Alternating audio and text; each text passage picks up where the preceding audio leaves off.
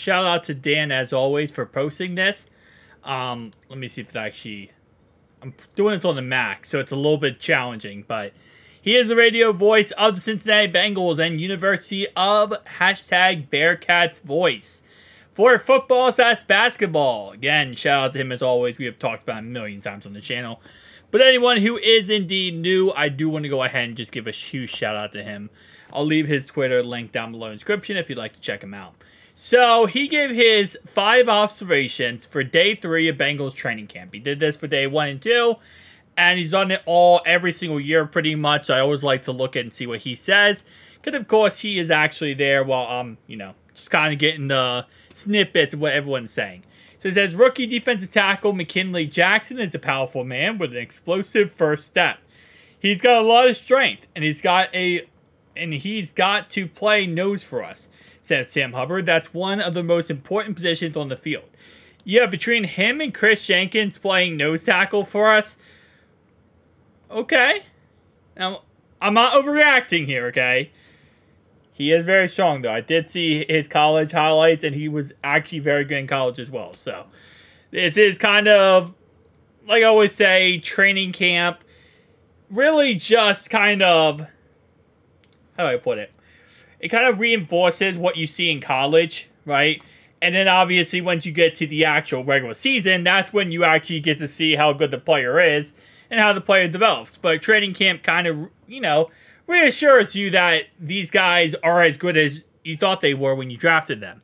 So nice to see him going out there having a good first training camp. Joe Burrow didn't throw, so Jake Browning took quarterback reps with the first team. I'm going into my 6th year, and it's the first time I have some job security. That is true. There's nobody who's going to take the job over for Jake Browning as a backup. I'm going, he said, that's kind of nice. But part of the reasons I think I improved a lot was you keep yourself right on the edge. And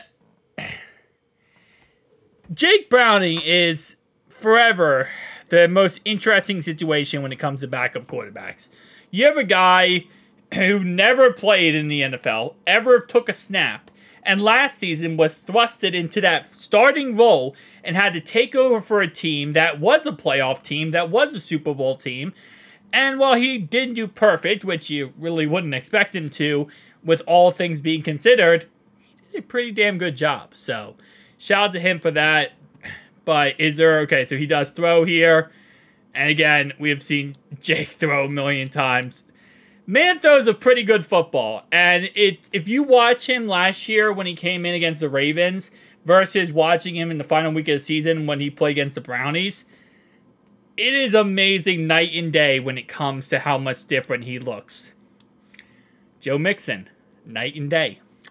Joe, that right there, Jake Browning, from the first game to last game, that's night and day. Anyway, a day after calling out his doubters on X, Mike Hilton has a nice end zone breakup on a pass thrown to Mike Gesicki. A lot of people say they don't want to look their names up, but I do.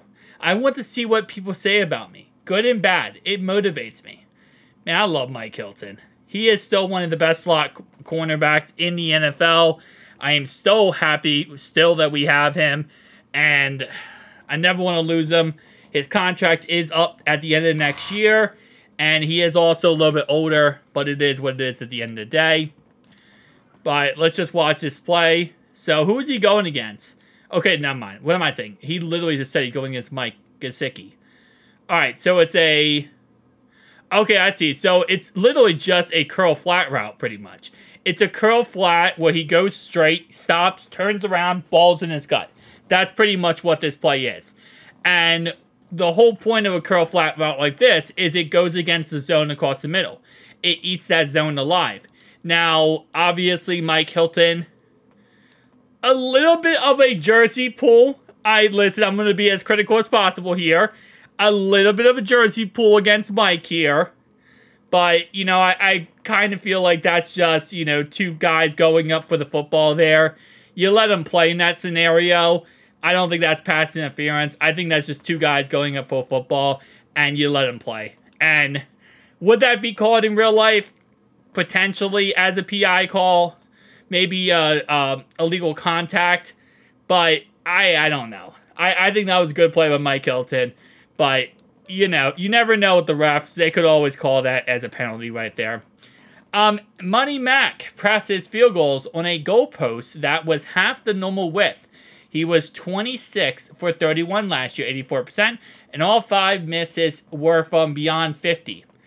And first off, please also put the correction in there. The one that he did make, one of them he made beyond 50, and there was a stupid offsides call that they called, which made no sense. It was offsides on us for some... It was stupid. It was very stupid. I'll never forget that play. Was that the Seahawks game? Otherwise, I don't forget that play, and I can't remember the game. I think it was the Seahawks game. It was right before halftime. But anyway, he's got to be up in the low 90s and still hit all the 50-plus yard field goals that we asked him to do, said Darren Simmons, our special teams coordinator. My standout of the camp so far is Yoshi. Yeah, we saw Yoshi catch a really good pass the other day versus DJ Turner, and I was actually really excited about that. He's going to be a big asset to our offense, especially in the slot. Mike said he's a bigger guy and can obviously run. He's going to be a big target for us. Yeah, Yoshi, man. I'm excited for Yoshi. I mean, he absolutely manhandled DJ Turner the other day. So that's I don't know if that's a one-on-one. I can't see the exact. It looks like it's a one-on-one between him and Dax Hill. Yeah, Yoshi is the problem, man. He's the troublemaker here.